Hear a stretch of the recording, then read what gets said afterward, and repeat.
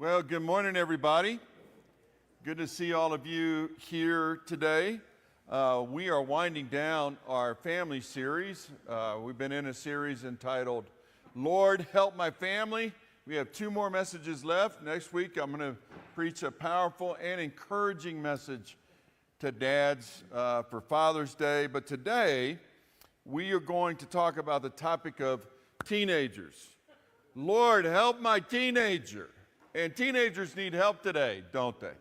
So do parents. The teenage years are so stressful, so tumultuous. Somebody described the teenage years as an out-of-body experience. You're moving out of the body of a child into the body of an adult, and that is a difficult transition. Your hormones go into overdrive. You feel like you have to wash your face every 10 minutes or you're going to be a giant zit. Your voice changes, all kinds of things happening. And I don't know if it's harder on the parents or on the kids, but it is difficult. You have a whole new set of relational dynamics. Mark Twain once said that when your kids turn 13, you should put them in a barrel, close the lid, and feed them through the hole in the side, and when they turn 16, close the hole. And many parents feel this way. So this morning we're going to look at some principles, some things that can help. I want to give you 5 words that can help you parents, that can help you teenagers to survive the teenage years. The first word is believe. Believe. Now, when I say that to you parents, what I'm talking about is having faith in God for your kids, and if you're a grandparent, for the teenagers in your life. Have faith in God, that God has a plan for your teenager, and it's a good one. Now, what does God think of your teenagers? Well, we see this in Psalm 127, verses 3 through 5. Look at what God says. He says, children are a gift from the Lord. They are a reward from him. Children born to a young man are like sharp arrows in a warrior's hands. How happy is the man whose quiver is full of them. Now notice all the positive things that God says about children. He calls them a gift. He says they're a reward. He describes them as arrows in the hands of a warrior. In other words, they bring strength to the family. And he says that they bring happiness to the family. Now, some of you are thinking, the only thing that describes the teenager in my life in this passage is the word arrow, because he is piercing my heart every day. And I know it can be difficult sometimes. Some teenagers go through a rebellious stage. I would say most, if not all, teenagers go through a rebellious stage, but it varies in intensity. But I want to encourage you that God doesn't say stuff that isn't true. If it's in his word, you can stand on it. God doesn't make mistakes. We make mistakes with our words from time to time, but God does not make mistakes in the word of God. There's no error here. Your children are gifts from God. And if you're going to enjoy them, you have to believe God. You have to make a decision sometimes to trust God and believe his word. Like, for example, when a teenager is ugly to you, when they say mean things to you, when they get in trouble at school, when they do more serious dangerous things like crashing the family car, when you find them in your neighbor's hot tub with the opposite sex. What do you do in those situations? In other words, when your teenager disappoints you or hurts you in some way, and they will, you need to make a decision to believe God's word, sometimes against any evidence that you can see, that my children are a blessing from the Lord. And you not only need to take God at his word on this, you need to communicate that to your teenager. You need to say often to your teenager that you love him, that you love her, adore her, and that they are blessings to you from God. Don't let your teenager leave home without them knowing that my dad, my mom absolutely adore me, and they see me as a blessing. See, teenagers who don't feel accepted and loved, who feel like they're a burden, they don't do well in life, and they can sense what you feel about them. It's very hard to fake a teenager out. Teenagers have a radar. They're able to discern whether or not you really love them, so you need to really love them and tell them that they are a blessing. You want to communicate to your kids that they're precious people and that they have the potential to be great for God. Let me give you 2 practical ways to do this. Pray regularly and be positive. Pray regularly and be positive. The tone of your home needs to be overwhelmingly positive. And if you're struggling here, pray fervently that God will open your eyes to the blessings that He has given you and your kids, and be positive around your kids. Ask God, for example, to show you their great qualities. Help Him to see the glimmers of greatness in them. Ask Him to help you see those glimmers. And then when you see those glimmers of greatness, shine a light on those glimmers. Tell your kids that you adore them. Tell them that you believe in them. Tell them that you trust them. Tell them that they have great potential. Applaud them when they succeed. Look for things that they're doing right. Catch them doing the right things. And when you catch them doing the right thing, make a big deal out of it. Say something about it. Say, I'm proud of you. Look at what you did. You made your bed today. It's a miracle. He made his bed today. And thank him for that. And say, hey, I'm proud of you. My son made his bed the other day, and I did that. I texted him. I said, yay, Joshua. And celebrate it. Catch him doing good stuff. And when you have to confront them, or if you have to discipline them in some way, make sure that you couch that discipline in words of affirmation. You say, look, I'm grounding you because I love you. And I love you so much I can't allow you to continue in this behavior. You're better than this. And that's a way of confronting them that says you have greatness in you. You're better than this. Don't say, what's wrong with you? What is wrong with you? Don't give them messages like that. You're such an idiot. Some parents do that. You're an idiot. Don't say that. Don't ever say that to your teenager. Give them the message that there is greatness in them. I want to share with you an area that I struggle as a father. And I've had a problem with this ever since we had kids when they were little. But I don't like doing things spontaneously. I don't like surprises. I'm a guy that likes to have everything planned out. If you were to live with me, you would see everything's organized. I like things in order. I don't want to be surprised. I'm not a shoot from the hip kind of a person. But I found something. Well, let me back up a little bit. Let me give you an illustration of this. When I come home from a day of work, like today, for example, I have this day mapped out.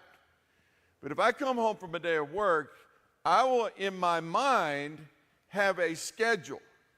And so it might be I'm going to mow the grass, and then I'm going to get cleaned up, and then I'm going to get a big old cheeseburger and a big malt, and I'm going to watch Longmire for the rest of the night and eat myself to sleep. That's my plan for the night, right?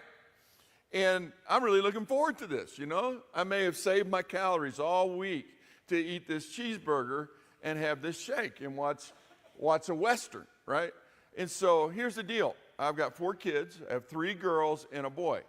And all of my kids tend to be spontaneous, all right? And it's especially true of my girls. And so it is not uncommon for one of my girls to walk in right when I've turned my show on, right when I'm about to eat my cheeseburger, and they'll say something like, hey, Dad, you want to go to Starbucks with me? Or, hey, Dad, you want to go clothes shopping with me?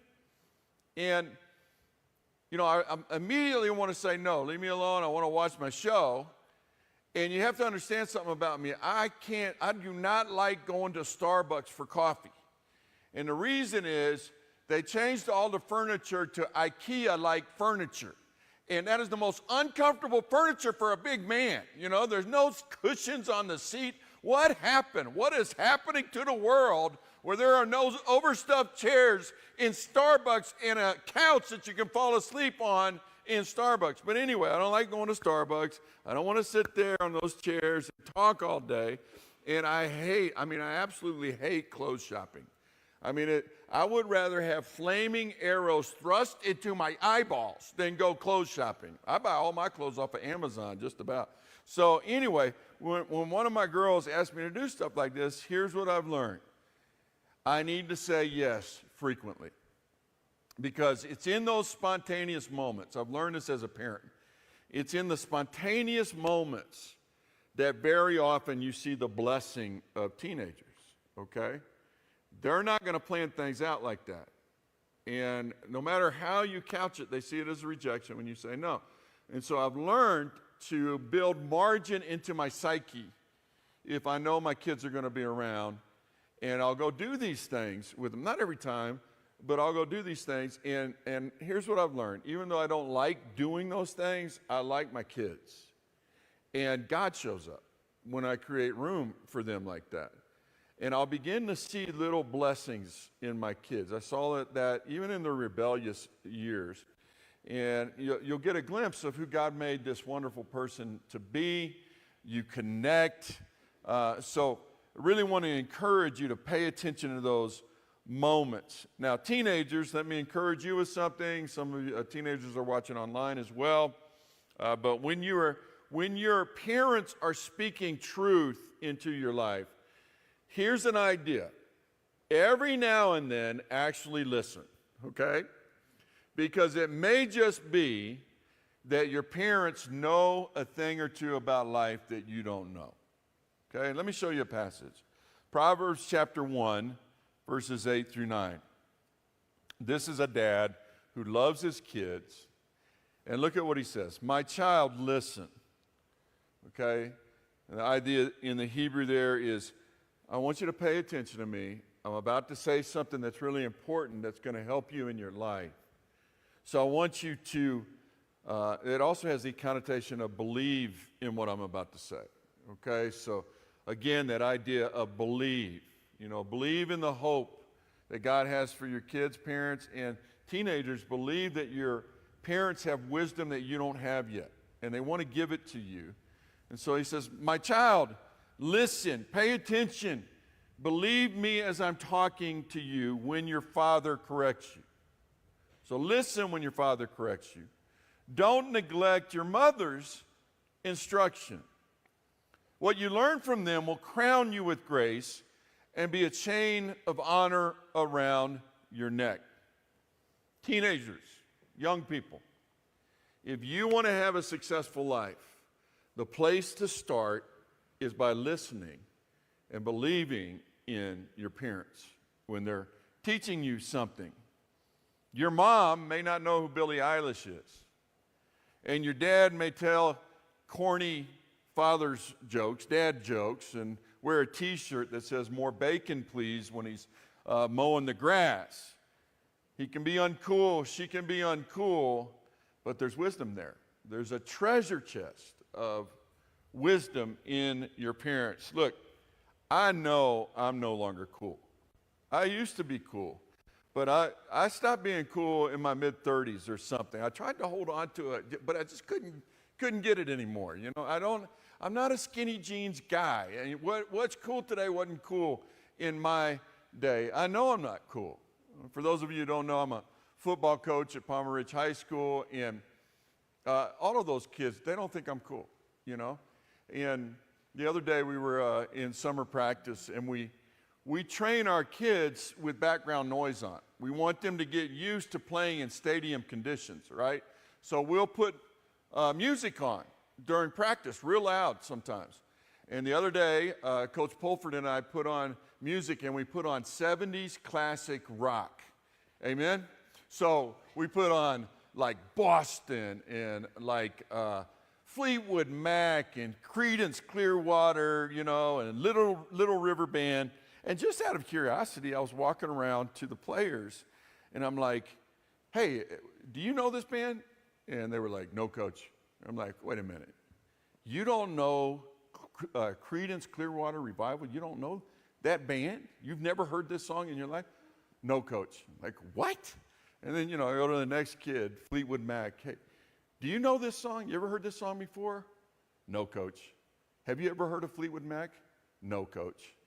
I looked at him and I said to him, listen, players only love you when they're playing. No, I didn't say that, but I did say, what is going on? I had a lot of fun with this. I said, what is going on? Don't you kids know good music?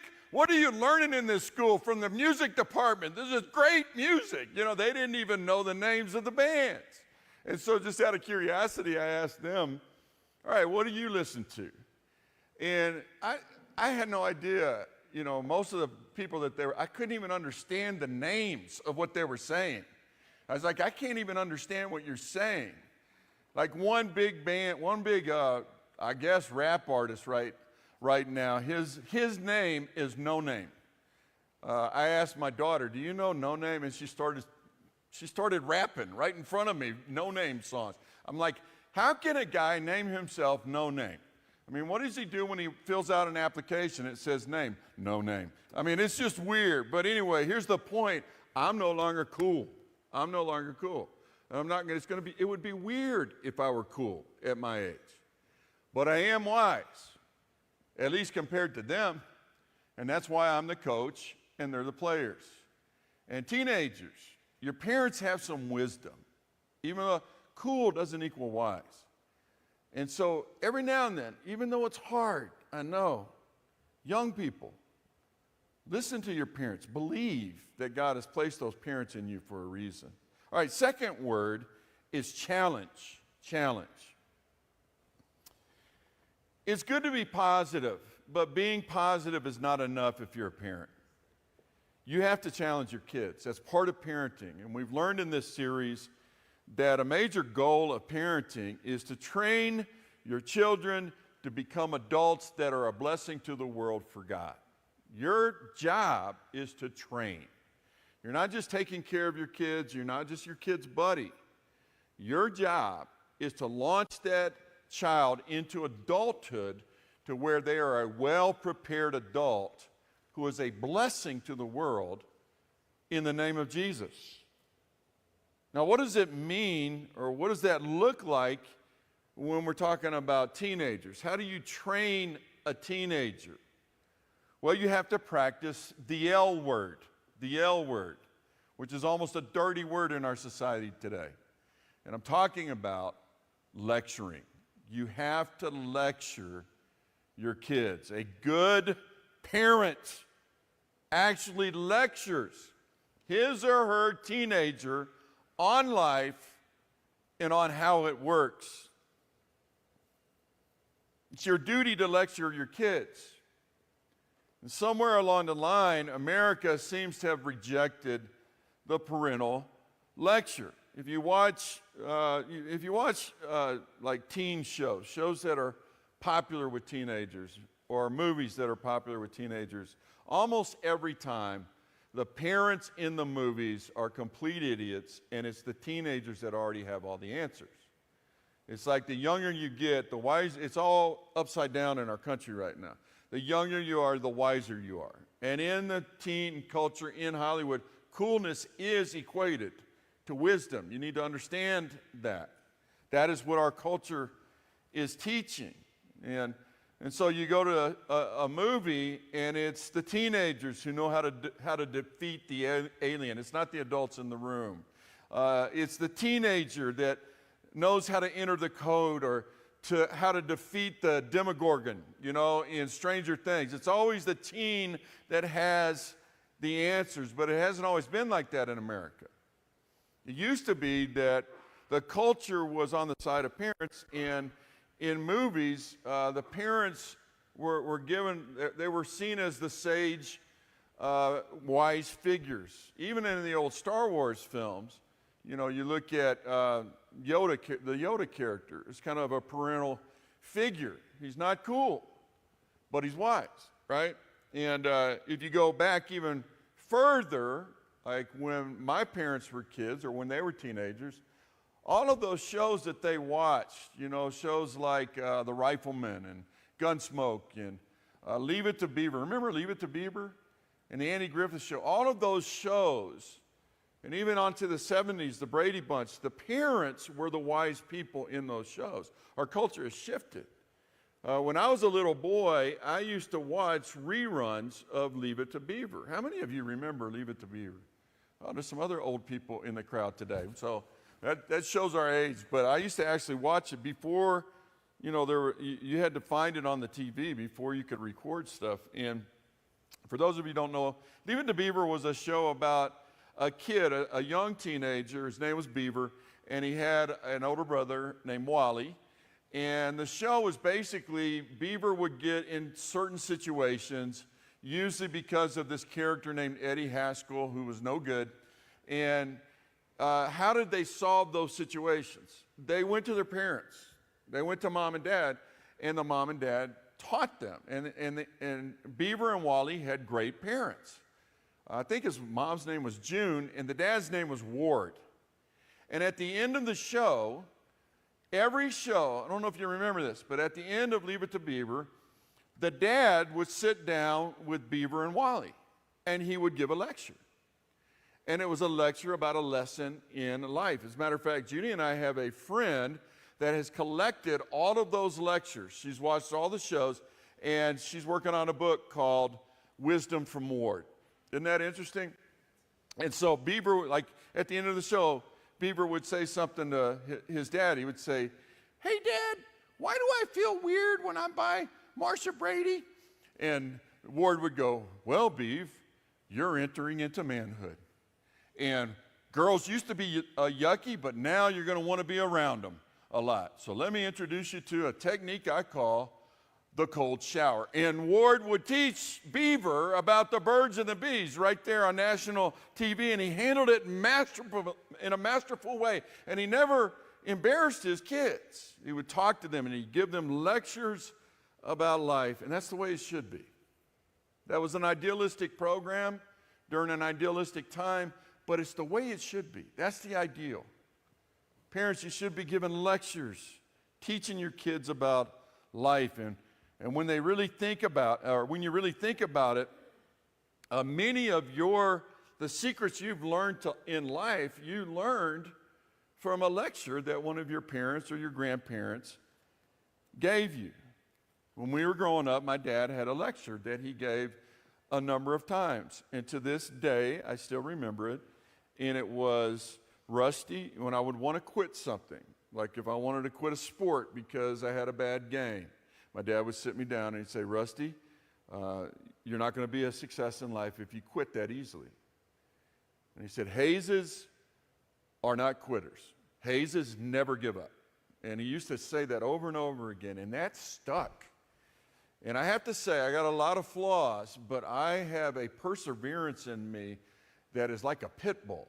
Like if I feel like God's called me to do something, I will hang on to that thing, and it's going to be hard for you to shake me off of it. And it's because of my dad. My dad placed that value that became part of my character in me from the lectures that he gave me.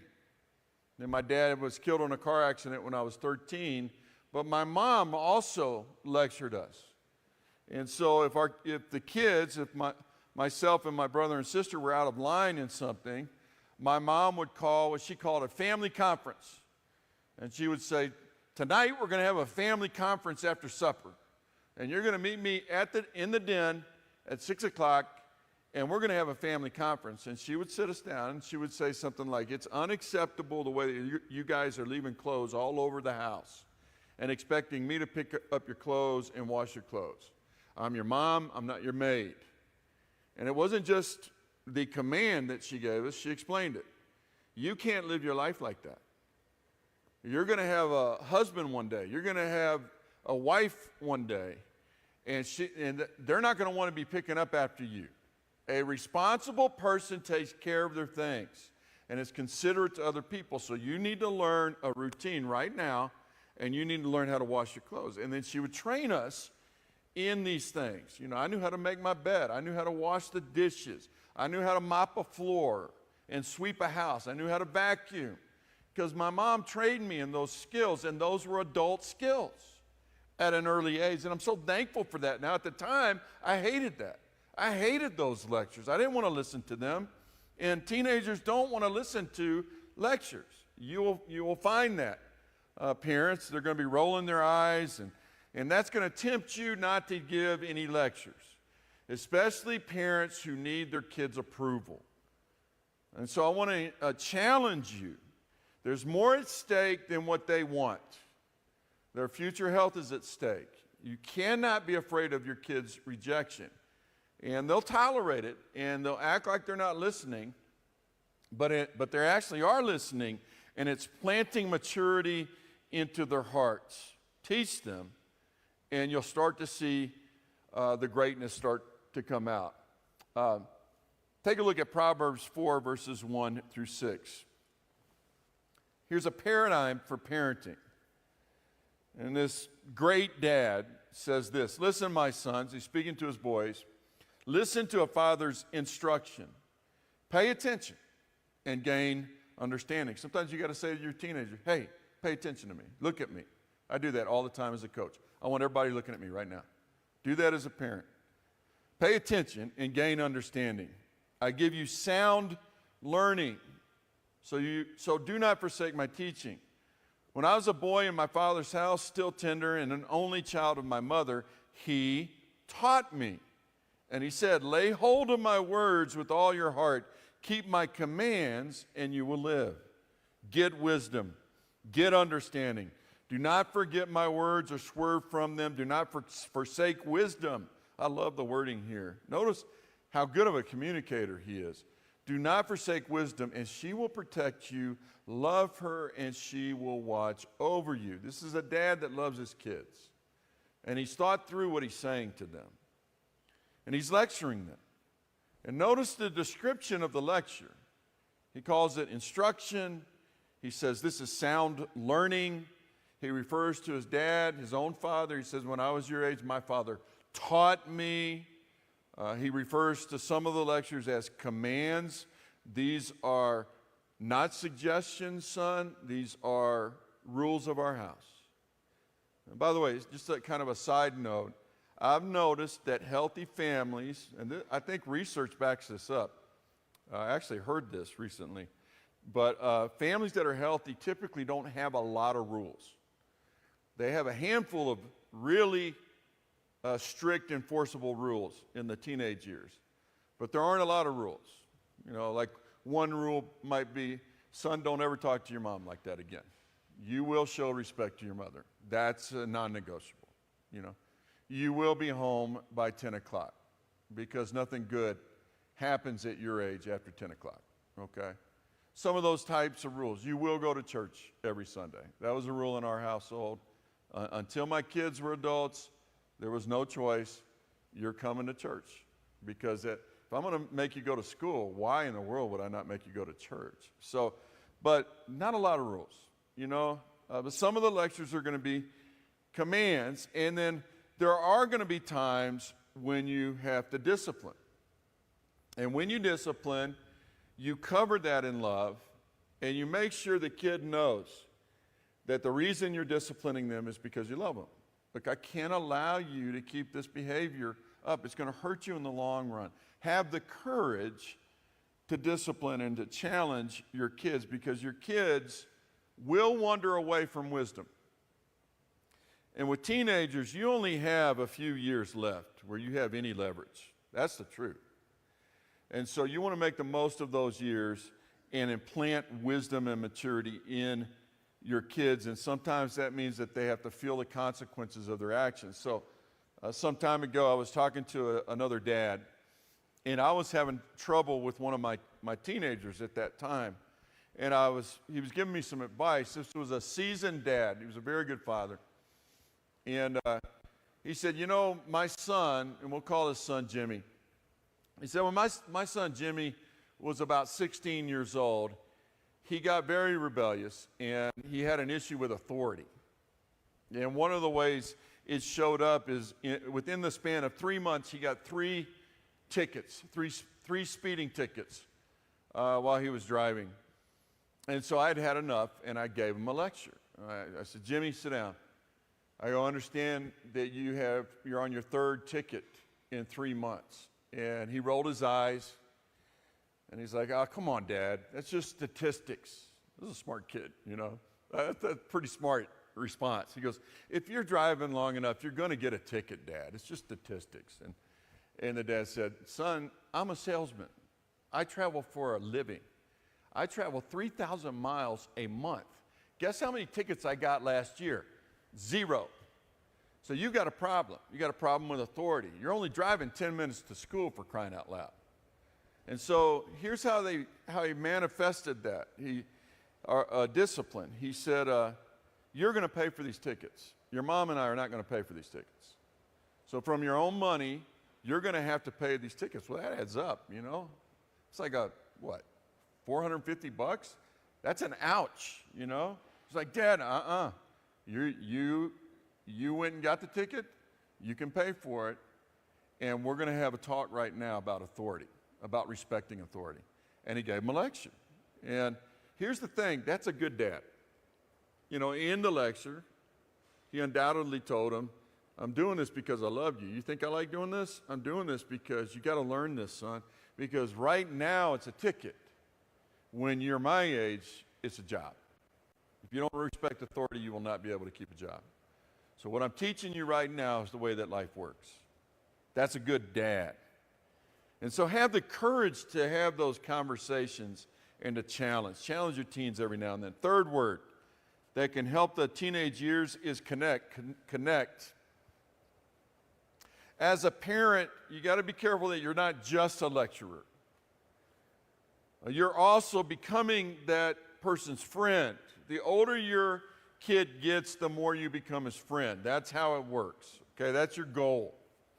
And so the older they get, the less control you have over them, and the less control you should make yourself have over them. In other words, give them choices. Let them decide on some big things and become more of a mentor and a friend, and give them the dignity of connecting with them in their world.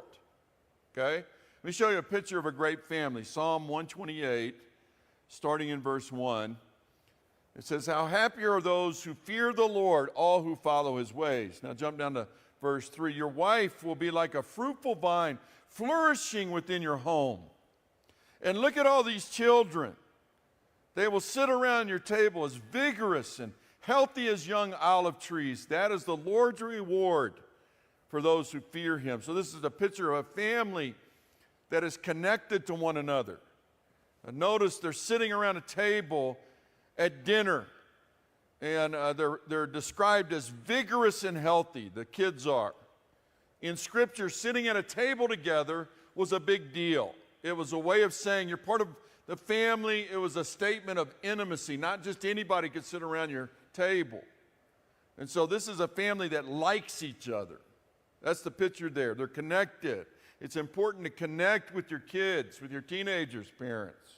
Take time to step into their world. Let me give you 2 tips on this. For girls, take time and listen. Girls want time. They don't want just a quick visit or a quick activity. They want you to invest time in them, and they want you to listen to them, which can be hard to do as a parent.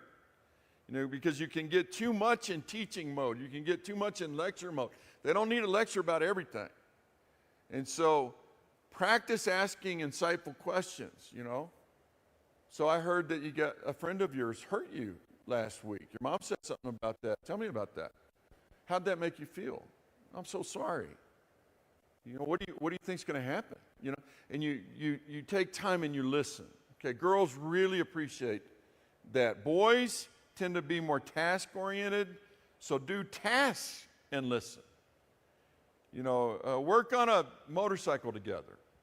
You know, maybe go do something, a game that you have to use your hands. It's interesting. This is not only true with teens, it's true with adults as well.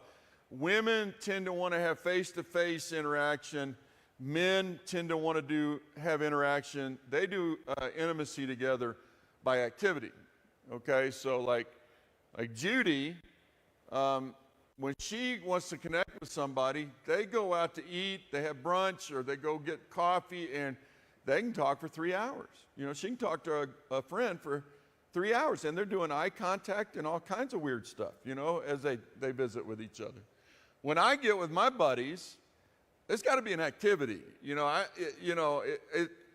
It's true that I can sit across from somebody and talk to them, but if I'm going to do that, I want a big cheeseburger. I want the meal to be an activity, right? And guys, back me up. Am I right on this? We like to do stuff. We'll go to Top Golf, or we'll go bowling, or we'll go blow something up. Men love to blow stuff up, right? That's why I'm convinced that's why men prefer to be the ones that barbecue. Like when we have somebody over to the house, Judy's like, "You want to fire up the grill?" Yes. You know, it's almost immediate. Yes. Because men like fire, we like meat, it's an activity, and we can be outside and we don't have to look at each other while we talk. We're working on the meat. Right, guys? So boys are like that.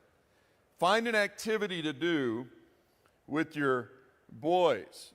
Several months ago, I have a 20-year-old son, and he's still like this. Several months ago, I took him on a trip, and we had a dad-son trip, and we went to Arizona. It was a free trip because I had some. We had some friends that own a house down there, and they let us use their house. And I had a special deal. And so when we got to the airport, we go to get the rental car, and the guy says, "You know, you can upgrade." And we had some, cheapo, fuel-efficient car. And I'm like, "Well, tell me about the upgrade, you know." And long story short, I upgraded to a Dodge Charger, like a muscle car. And Joshua was like, "Whoa," and we got out on the interstate, and it was like, we went way past the speed limit and broke the law and all kinds of stuff. But I let Joshua drive the car, and it was like one of the greatest memories. He told me it was like awesome. So anyway, I digress. Do stuff with your boys. All right, number 4, real quick, we're almost done here, is forgive. Next word that helps with teenage years is to forgive. One thing I've learned from studying families, from raising 4 kids myself, is that families that don't forgive, they don't live. Families that don't forgive, they don't live. The family is destroyed if you don't have a culture, if you don't have a predominant habit of forgiving. Because listen, your kids are going to make mistakes. I promise you. Every one of your kids is going to hurt you. They're going to do something stupid because they're kids. And young people, those of you who are teenagers, your parents are going to do something stupid. It's going to hurt you. That's part of living with people. That's part of being in a family. We're not perfect, and you're going to hurt each other. And if you don't learn to forgive, your family will not live. Forgiveness leads to life. You will not live, your family will not survive if you don't forgive. King David made this mistake with one of his sons, Absalom. Absalom committed a huge mistake in the family, and it really upset his father, okay? And David could not get over it.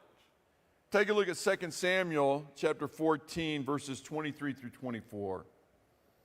It says, "Then Joab went to Geshur and brought Absalom, King David's son, back to Jerusalem." So Absalom has run away from home because he's estranged from his father. But he finally returns. And in verse 24 it says, "But the king," watch this, "but the king said, he must go to his own house, he must not see my face." So Absalom went to his own house, and he did not see the face of the king, his own father. In the passage, David is so angry, so disappointed and hurt by his son that he refuses to even let his son see his face. He will not look at his son. I've seen this. I've seen families that have stopped talking for years.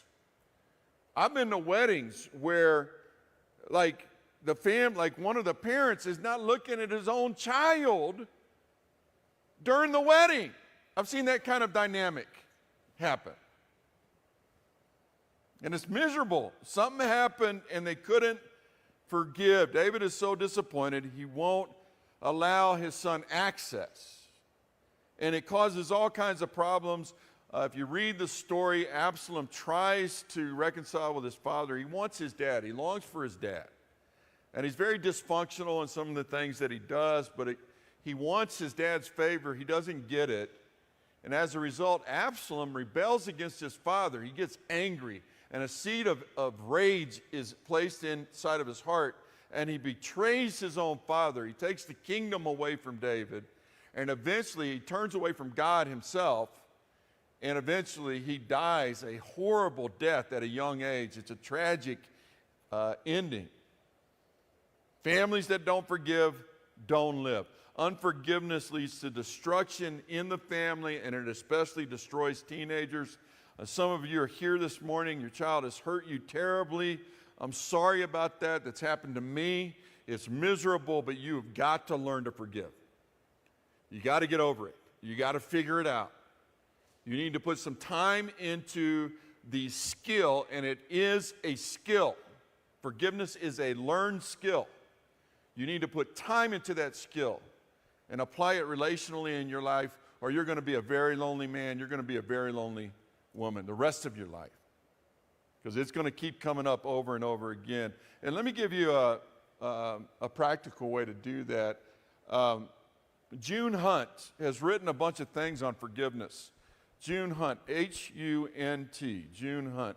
And June is the daughter of the Hunt estate. She, Hunt's Ketchup, she's the heir of that fortune. And by the way, when you're buying ketchup, buy Hunt's, because that's a Christian family, and they use their fortune to advance the gospel. They've been very generous for Christian causes throughout the last, 50 years, even more. And June Hunt is a very strong Christian. She has a ministry.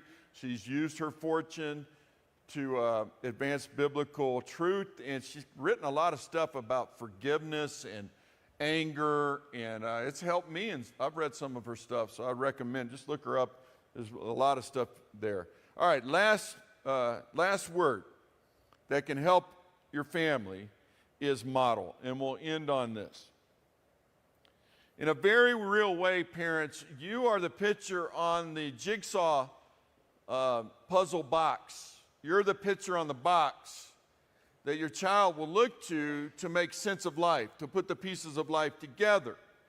Your teenager is just a few years away from stepping into adulthood. When she steps into adulthood, there will be a lot of confusion there. There will be a transition time where they won't know to do a lot of things. It's happening right now with my son. My son actually came to me the other day and he said, "Dad, there's a lot of things I don't know how to do as an adult. And, like I don't know how to maintenance a car." And I said, "Well, I'll teach you, son." And so we're going through lessons in life right now. They don't know what they don't know until they hit adulthood. And the picture that they're going to look at is you. Where does this piece go? How did Dad do it? How did Mom do it? Whether you're a great parent or not, they're going to look to you. So leave a good legacy. Now, King David, later in his life, got it together. And he became a very godly man.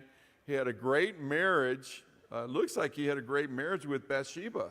Actually, after all of that scandal.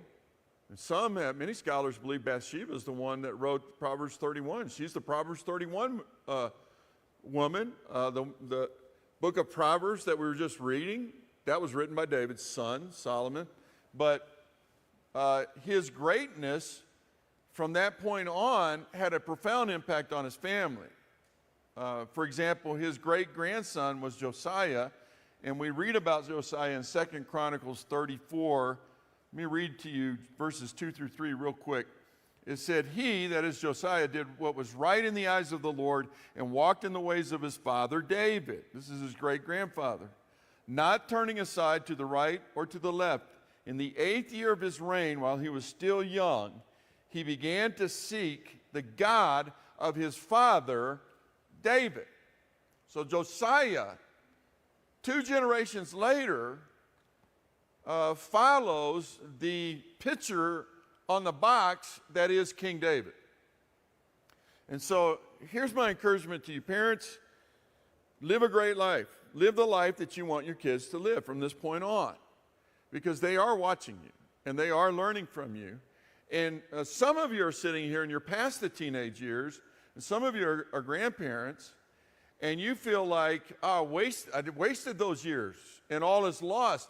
That's not true, because you have grandchildren, or maybe you're going to have great-grandchildren one day. And God will do this. I've seen it. He's done it in my own life. My great-grandfathers, 3 of the 4 of my great-grandfathers were all pastors. And they were great men of God. But their sons did not follow in their footsteps, and their grandsons did not follow in their footsteps. And the men in my family, for the most part, did not train me in the Lord. It was the women in the family that led me to Christ.